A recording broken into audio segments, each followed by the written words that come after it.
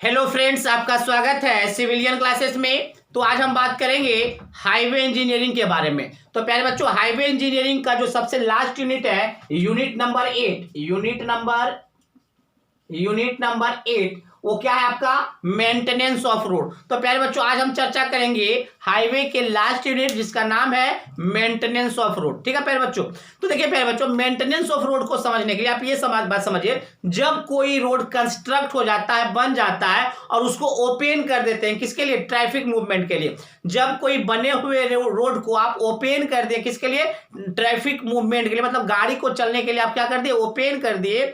तो उसका beer and tear होना स्टार्ट हो जाता है, मतलब उसका टूटना फूटना भी वहीं से स्टार्ट हो जाता है। जब कोई व्हीकल उस पर चलेगा तो टूटना फूटना तो ऑब्वियस बात है कि टूटेगा फूटेगा। तो प्यारे बच्चों, ये टूटने फूटने के कारण रोड में बहुत सारे डिफेक्ट ऑकर्स कर जाते हैं। Due to wear and tear के कारण रोड में बहुत सारे डिफेक्ट ऑकर्स कर जाते हैं। अब देखिए प्यारे बच्चों, ये सब जो डिफेक्ट है उसको आपको क्या करना होगा? हटाना होगा। बात समझ में आया? तो हटाने के लिए रोड को क्या करना होगा? मेंटेनेंस देना होगा, मेंटेनेंस करना होगा। तो प्यारे बच्चों, अगर आप मेंटेनेंस नहीं करते हैं ना, तो आपका जो ट्रैफिक का मूवमेंट होगा वो क्या हो जाएगा? स्मूथली नहीं चलेगा। स्मूथली तो नहीं चलेगा ना, गड्ढा गुड्डी हो जाएगा। कहां से चलेगा? जब उसको आप प्रिपेयर नहीं कीजिएगा, मेंटेनेंस नहीं कीजिएगा, तो है ना। तो प्यारे बच्चों, उसको जब तक मेंटेनेंस नहीं कीजिएगा तो क्या होगा? आपका ट्रैफिक स्मूथली नहीं चलेगा, एक्सीडेंट के चांसेस बढ़ जाएंगे, और क्या होगा प्यारे बच्चों? ये आपका अनइकोनॉमिकल भी हो सकता है। अनइकोनॉमिकल करने का मतलब है जब कोई व्हीकल वहां से मूव करेगा तो धीरे धीरे जाएगा, गड्ढा गुड्ढी में जाएगा, उसका पेट्रोल खर्च ज्यादा होगा, तो अनइकोनॉमिकल भी हो जाएगा। तो प्यारे बच्चों, रोड का मेंटेनेंस करना बहुत ही जरूरी है for a smooth movement of traffic के लिए। अगर आप चाहते हैं कि आपका ट्रैफिक स्मूथली हमेशा मूवमेंट करे तो इसके लिए आपको रोड को हमेशा टाइम टू टाइम मेंटेन करना पड़ेगा। तो चलिए प्यारे बच्चों, हम देखेंगे When a constructed road is opened to traffic, जब आप कोई बने हुए रोड को ओपन कर देते हैं ट्रैफिक के लिए, जब कोई रोड बने हुए रोड को क्या कर देते हैं? ओपन कर दिए ट्रैफिक के लिए, मतलब उसमें ट्रैफिक मूवमेंट के लिए उस रोड को ओपन कर दिए। When a constructed road is opened to traffic, its various components are subjected to wear and tear. तो रोड के बहुत सारे ऐसे कंपोनेंट्स हैं जिसका क्या होने लगता है? Wear and tear, due to various defect on road occur, जिसके कारण रोड में बहुत सारे वेरियस टाइप्स के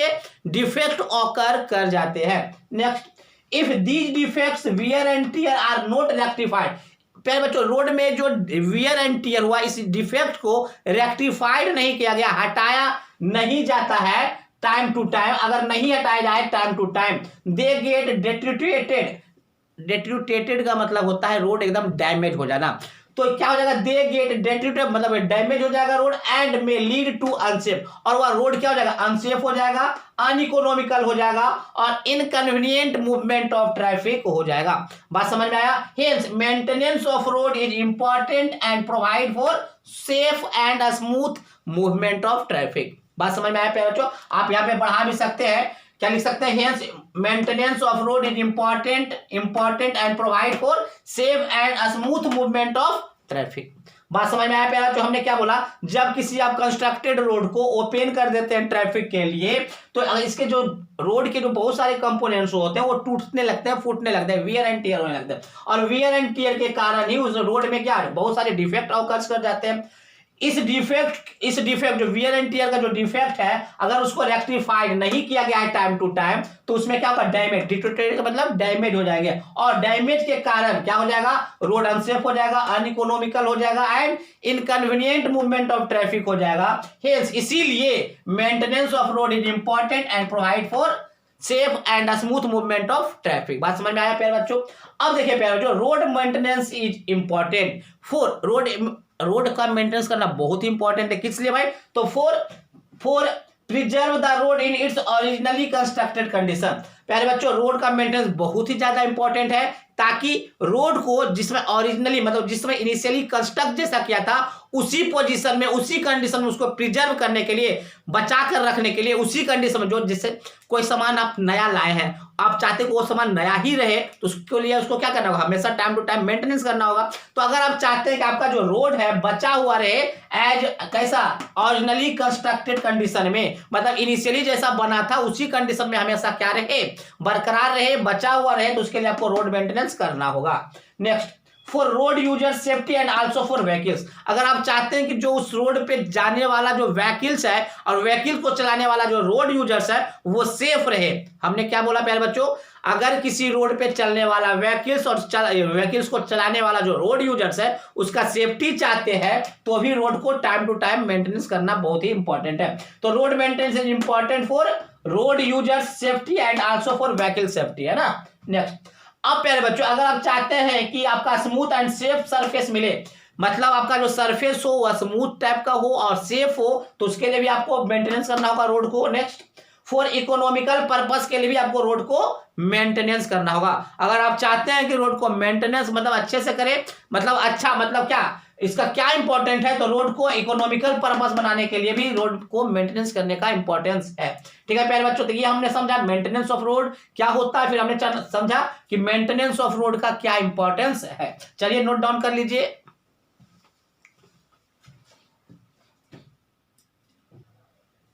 तो प्यारे बच्चों हम लोग देखेंगे टाइप्स ऑफ मेंटेनेंस वर्क। प्यारे बच्चों जब आप रोड का मेंटेनेंस करने जाइएगा तो किस किस कंपोनेंट को आप जनरली मेंटेनेंस करते हैं ना। तो देखिए प्यारे बच्चों हम लोग मेंटेनेंस करेंगे रोड सरफेस का, सरफेस रोड जो रोड का सरफेस होगा उसका मेंटेनेंस करेंगे, maintenance of road surface surface. और क्या करेंगे प्यारे बच्चों, जो शोल्डर्स होगा, जो किनारे जो शोल्डर्स होता है रोड का, उस शोल्डर्स को हम लोग मेंटेनेंस करेंगे।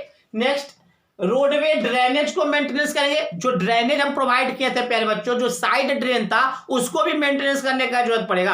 अगर आप साइड ड्रेन को मेंटेनेंस नहीं कीजिएगा तो पानी जो होगा, जो बहता हुआ जो पानी होगा वो नीचे नहीं जाएगा, और नीचे नहीं जाएगा तो सरफेस पे वाटर रुक जाएगा, और सरफेस पे वाटर रुकेगा तो फिर से रोड को डैमेज कर देगा। Next, bridges and other structure, अगर आपके कोई हाईवे पे ब्रिज बनाया गया है या कोई स्ट्रक्चर बनाया गया है उसको भी टाइम टू टाइम मेंटेन करना होगा।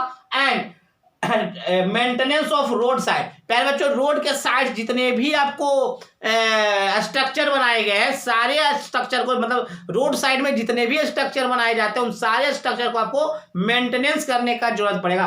तो प्यारे बच्चों ये सब था आपका टाइप्स ऑफ मेंटेनेंस वर्क। तो किसका किसका मेंटेनेंस किया प्यारे बच्चों, रोड के सरफेस का, शोल्डर्स का, साइड ड्रेन्स का, ब्रिजेज एंड अदर स्ट्रक्चर का एंड रोड साइड्स का। चलिए प्यारे बच्चों अब हम लोग बात करेंगे general causes of pavement failure. प्यारे बच्चों जो पेवमेंट है, जो रोड है, उसके फेल होने के जनरल कॉजेज क्या है। तो देखिए प्यारे बच्चों following are the mainly causes of pavement failure. तो लिख लीजिएगा following are the main causes of pavement failures are. तो देखिए प्यारे बच्चों आप ही बताइए कि क्या कारण होंगे, आप खुद से सोचिए कि रोड के फेल होने के क्या कारण हो गए। बहुत सारे कारण हो सकते हैं प्यारे बच्चों। जिस मटेरियल से आप रोड बनाए वो मटेरियल का क्वालिटी सही नहीं है। फिर हम ये भी बोल सकते हैं कि उस पे जो चल रहा है व्हीकल्स उसका लोड ज्यादा होगा, व्हील पे जो चक्का मतलब जो मान लीजिए जो गाड़ी मूव कर रहा है उस गाड़ी का लोड बहुत ज्यादा होगा तो भी आपका रोड क्या हो जाएगा, डैमेज हो जाएगा। हम ये भी बोल सकते हैं प्यारे बच्चों जो डिजाइन करने के लिए जो इंजीनियर्स आए हुए थे उसका डिजाइन मेथड सही नहीं होगा। अगर डिजाइन मेथड भी सही नहीं होगा तो भी आपका क्या हो जाएगा, रोड के फेल्योर होने के चांसेस बढ़ जाएंगे। मान लीजिए प्यारे बच्चों रोड का जो इम्बैंकमेंट है उस इम्बैंकमेंट को आप सही से नहीं भरे होंगे तो भी आपका क्या हो जाएगा, रोड का डैमेज हो जाएगा, फेल्योर हो जाएगा। या बहुत सारे इन्वायरमेंटल फैक्टर होंगे प्यारे बच्चों, जैसे कि रेन आ गया, अर्थक्वेक आ गया, तो ये सब भी आपके रोड के फेल्योर के बहुत सारे कारण बन जाएंगे। तो देखते हैं प्यारे बच्चों बारी बारी से कौन कौन से कारण है। पहला है, देखते हैं अगर किन्हीं को अगर कोई क्या कहता है रिटेन में कोई दिक्कत है, किसी को हैंडराइटिंग में दिक्कत है, तो हम जो बोल रहे हैं वो सुनिएगा। Bad quality of constructed material, जिस मटेरियल से आप कंस्ट्रक्ट किए हैं उसका अगर क्वालिटी खराब है तो भी क्या होगा, फेल्योर होने के चांसेस है। तो हमने क्या लिखा, bad quality of constructed material. दूसरा, defect in the construction method and quality control during the construction. प्यारे बच्चों जिस मेथड से आप रोड को बनाए हैं उस मेथड में कोई डिफेक्ट है, या रोड को बनाते समय जो कंट्रोल करना था हमको, जैसे मान लीजिए जब आप बिल्डिंग वगैरह बनाते हैं तो क्यूरिंग करते हैं, क्यूरिंग अगर सही से नहीं किया, अगर कंट्रोल क्यूरिंग को सही से नहीं किए तो क्या हो जाएगा, आपका बिल्डिंग फेल कर जाएगा। तो यही बात लिखा हुआ है, defect in the construction method. आप अगर आपके कंस्ट्रक्शन मेथड में कोई डिफेक्ट है या आप क्वालिटी कंट्रोल सही से नहीं किए थे कंस्ट्रक्शन के दौरान, तो भी आपके पेमेंट के फेल्योर के कारण वो बन जाएंगे। Next, due to inadequate road drainage system. अगर आपके रोड ड्रेनेज सिस्टम सही नहीं है, इनएडिक्वेट का मतलब क्या होता है, सिस्टम सही नहीं है ना, तो देखिए अगर आपके रोड ड्रेनेज सिस्टम सही नहीं है तो वो भी कारण बन जाएंगे पेमेंट के फेल्योर के। क्यों? क्योंकि अगर रोड ड्रेनेज सिस्टम सही नहीं होगा तो पानी रोड पे रहेगा, रोड पे रहेगा तो आपके सरफेस को डैमेज कर देगा, रोड सरफेस को डैमेज कर देगा। Next, due to increase in wheel loads और ट्रैफिक वॉल्यूम। अगर आप प्यारे बच्चों जिस रोड को आप मेंटेनेंस करना चाहते हैं, मतलब जो रोड है आपका उस पे जो ट्रैफिक बहुत ही ज्यादा फ्लो हो रहा है, मतलब पर डे मान लीजिए 1000 व्हीकल्स अगर फ्लो कर रहा है तो लोड ज्यादा लग रहा होगा। अगर उस पे लोड ज्यादा लग रहा है या ट्रैफिक वॉल्यूम ज्यादा है तो भी आपके कारण बन जाएंगे किसके, पेमेंट फेल्योर के। Next, due to settlement of fill material of embankment. जो आपका एम्बैंकमेंट है जिससे आपको क्या किए थे, आप एम्बैंकमेंट को जिससे फिल किए थे वो मटेरियल अगर क्या हो गया, धंस गया, सेटलमेंट हो गया, तो वो भी एक कारण बन जाएगा किसका, तो पेमेंट फेल्योर का। तो ये बात लिखा हुआ है, due to settlement of fill material of embankment. प्यारे बच्चों एम्बैंकमेंट है, एम्बैंकमेंट है ना, एम्बैंकमेंट। अगर जो जिस मटेरियल से आप एम्बैंकमेंट को फिल किए हैं अगर उसका सेटलमेंट हो जाएगा तो भी आपका क्या हो जाएगा प्यारे बच्चों, पेमेंट का फेल्योर हो जाएगा।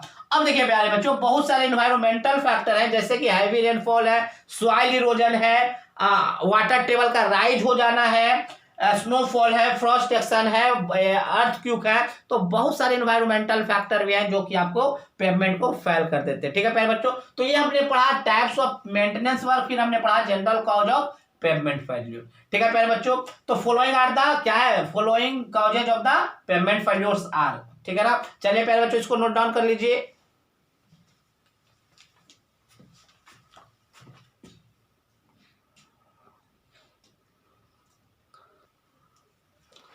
तो प्यारे बच्चों हम लोग देखेंगे classification of road maintenance operation. Road maintenance जो ऑपरेशन है उसके क्लासिफिकेशन क्या है ना, तो हम देखेंगे classification of road maintenance operation. तो देखिए प्यारे बच्चों रोड मेंटेनेंस ऑपरेशन जो है ना उसको 3 पार्ट्स में डिवाइड कर दिया गया है। पहला है आपका ऑर्डिनरी मेंटेनेंस, दूसरा है आपका रूटीन मेंटेनेंस एंड तीसरा है आपका periodic maintenance.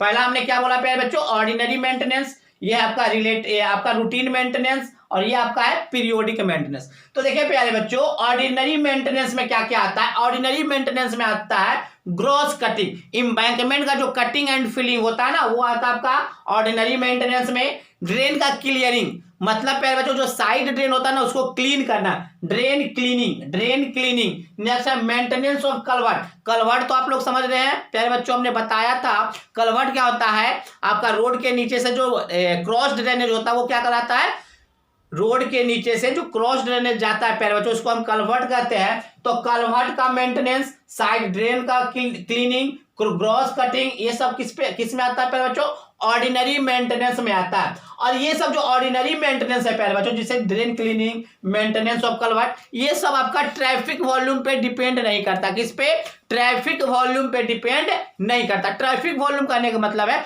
Number of vehicles कितने पास कर रहे हैं उस पर डिपेंड नहीं कर रहा। पहले बच्चों नंबर ऑफ व्हीकल पे डिपेंड करेगा क्या कि आप साइड ड्रेन क्लियर करते हैं या नहीं करते हैं, तो उससे व्हीकल से कोई मतलब नहीं है ना।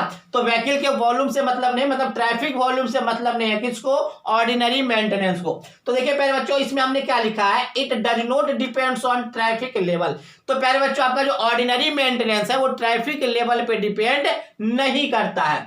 इट कंसिस्ट ऑफ, इसमें क्या क्या आते हैं, ऑर्डिनरी मेंटेनेंस में क्या क्या आते हैं, तो gross cutting, drain cleaning, maintenance of culvert etc., maintenance of culvert etc.. ठीक है प्यारे बच्चों, नेक्स्ट ऑर्डिनरी मेंटेनेंस के बाद आपका है रूटीन मेंटेनेंस। रूटीन मेंटेनेंस देखिए प्यारे बच्चों, रूटीन मेंटेनेंस जो होता है वो आपका ट्रैफिक लेवल पे डिपेंड्स होते हैं। तो देखिएगा it depends on traffic level and consist of, प्यारे बच्चों इसमें क्या क्या आता है ट्रैफिक में, रूटीन मेंटेनेंस में क्या क्या आता है वो देखते हैं। तो रूटीन मेंटेनेंस में आता है प्यारे बच्चों पैचिंग, अर्थवर्क। अर्थवर्क का पैचिंग करने का मतलब है अगर कोई सॉइल उखड़ गया है, पैचिंग पहले भी बता चुके हैं, पैचिंग का मतलब अगर कोई अर्थवर्क वहां से उखड़ गया है, निकल गया है, तो उसका मेंटेनेंस करना किसके अंदर आएगा, रूटीन मेंटेनेंस। अब देखिए पहले बच्चों, पैचिंग जो अर्थवर्क होगा वो किसके कारण का होगा, किसके कारण, तो बहुत सारे अगर व्हीकल वहां से मूव कर रहा है तो अर्थवर्क का क्या हो जाएगा, पैचिंग हो जाएगा, निकल जाएगा। तो पैचिंग ऑफ अर्थवर्क किसके अंदर आएगा, रूटीन मेंटेनेंस के अंदर आएगा। शोल्डर का ड्रेनेज, शोल्डर ड्रेनेज किसके अंदर आएगा, रूटीन मेंटेनेंस के अंदर आएगा। Maintenance of road sign, maintenance sign लिखा हुआ है प्यारे बच्चों, ठीक है ना, साइन क्या लिखा हुआ है, साइन, रोड साइन, तो maintenance of road sign etc ये सब किसके अंदर आएंगे, रूटीन मेंटेनेंस के अंदर आएंगे, और ये सब आपका ट्रैफिक लेवल पे डिपेंड करेगा। नेक्स्ट है प्यारे बच्चों पीरियोडिक मेंटेनेंस। पीरियोडिक मेंटेनेंस का मतलब ये है प्यारे बच्चों, पीरियड में मेंटेनेंस जो किया जाता है ना, पीरियड टू पीरियड, मतलब साल भर के अंदर, साल भर मतलब साल भर, डेढ़ साल, अगर इस पीरियड में अगर कोई मेंटेनेंस करते हैं तो इसका कहलाता है पीरियोडिक मेंटेनेंस। आप देखते होंगे प्यारे बच्चों, रोड पे अलकतरा वाला जो रोड होता है, जो जिसको फ्लेक्सिबल पेमेंट कहते हैं, क्या कहते हैं प्यारे बच्चों, फ्लेक्सिबल पेमेंट कहते हैं। और फ्लेक्सिबल पेमेंट 3 लेयर में बना हुआ होता है। पहला सबसे ऊपर वाला जो लेयर होता है उसको बोलते हैं बियरिंग कोट या सरफेस कोर्स। उसका जो दूसरा कोर्स होता है प्यारे बच्चों उसको कहते हैं क्या, बेस कोर्स। और सबसे नीचे वाले कोर्स को कहते हैं सॉइल सबग्रेड। क्या कहते हैं, सॉइल सबग्रेड। तो प्यारे बच्चों हमने क्या बोला कि आपका जो बियरिंग कोट होता है फ्लेक्सिबल पेमेंट का, जो अलकतरा वाला जो रोड होता है उसका जो सबसे टॉप सरफेस जो होता है उसको देखिएगा, हर साल 2 साल के बाद उसको क्या करता है, न्यू बिटुमिन का लेयर लगा देता है। हर साल 2 साल पे क्या लगा देता है, न्यू बिटुमिन का लेयर लगा देता है। तो वो क्या एक्चुअली पीरियोडिक मेंटेनेंस है। क्यों कि उस हर 2 साल के बाद उस रोड पे क्या लगा दिया जाता है, बिटुमिन का सरफेस बिछा दिया जाता है। तो ये सब आपको पीरियोडिक मेंटेनेंस के अंदर आएंगे। तो देखिए प्यारे बच्चों क्या लिखा हुआ, periodic maintenance consist of surface dressing. Surface का जो ड्रेसिंग आता है, सरफेस का किसी भी तरह का ड्रेसिंग, मान लीजिए पैचअप, जो पैचिंग बन गया, गड्ढा बन गया, उसको फिल करना, या उसके ऊपर से न्यू बिटुमिन का लेयर बिछा देना, ये सब किसके अंदर आएगा, सरफेस ड्रेसिंग के अंदर आएगा, है ना। तो periodic maintenance consist of, periodic maintenance के अंदर सरफेस ड्रेसिंग आता है, ओवरलेइंग ऑफ न्यू बिटुमिनस सरफेस, मतलब न्यू बिटुमिनस सरफेस बिछाना किस पे, ओल्ड बिटुमिनस सरफेस पे, ये भी आपका पीरियोडिक मेंटेनेंस में आता है। And other work at intervals of greater than 1 years.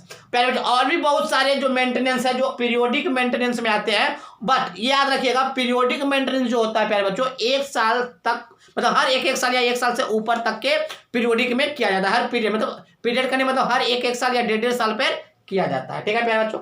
अब हम लोग देखेंगे फेल्योर ऑफ फ्लेक्सिबल पेमेंट। पहले प्यारे बच्चों फेल्योर ऑफ फ्लेक्सिबल पेमेंट को समझने से पहले आपको समझना होगा कि फ्लेक्सिबल पेमेंट क्या होता है। तो पहले भी हमने बता चुका है प्यारे बच्चों कि जब जो आपका पेमेंट होता है वो 2 प्रकार के होते हैं। कौन कौन सा, एक आपका रिजिड पेमेंट होता है प्यारे बच्चों, और एक आपका फ्लेक्सिबल पेमेंट होता है ना।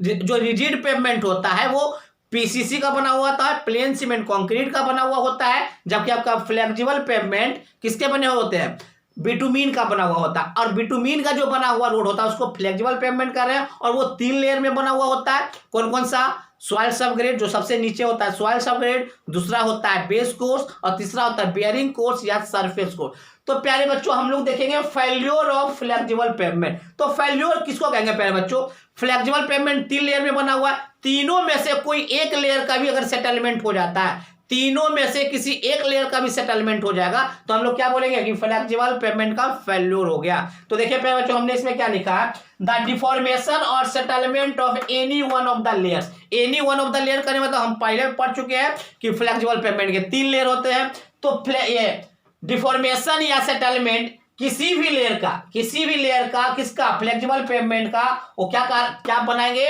तो ये कारण बन जाएंगे किसके, फेल्योर के। किसके फेल्योर के, तो इंटायर पेमेंट के फेल्योर के। बात समझ में आया। तो यही बात लिखा हुआ है, द डिफॉर्मेशन और settlement of any one of the layer of flexible payment leads to the failure of the entire payment. क्या बोला प्यारे बच्चों, अगर आपके फ्लेक्सिबल पेमेंट के किसी भी एक लेयर का भी डिफॉर्मेशन या सेटलमेंट हो जाता है तो पूरे पेमेंट का क्या बन जाता है, फेल्योर के कारण बन जाता है। तो देखिए प्यारे बच्चों इसमें क्या लिखे, causes of failure of flexible payment due to.